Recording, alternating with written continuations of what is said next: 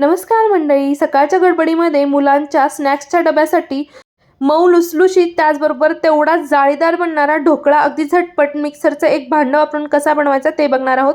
तर सर्वात अगोदर अर्धा चमचा निंबू सत्व, 4 चमचे साखर, चवीनुसार मीठ, चिमूटभर हिंग, चिमूटभर हळद, त्याचबरोबर 3 ते 4 चमचे तेल आणि 3 ते 4 चमचे पाणी घालून मिक्सरला 1 ते 1.5 मिनिटं फिरवून घ्यायचे। त्यानंतर मिक्सरच्या भांड्यामध्ये 1 कप भरून बेसन घालायचे, पाऊण कप पाणी घालायचे। परत मिक्सरला आपल्याला 1 ते 1.5 मिनिटं सर्व बॅटर फिरवून घ्यायचे। त्या भांड्यामध्ये ढोकळा वाफवण्यासाठी पाणी उकळून घ्यायचे। त्या कुकरच्या डब्याला तेल लावून घ्यायचे। जे बॅटर आपण बनवलं होतं त्यामध्ये अर्धा चमचा बेकिंग सोडा घालायचा आणि परत एखादा मिनिट त्याला फिरवून घ्यायचे।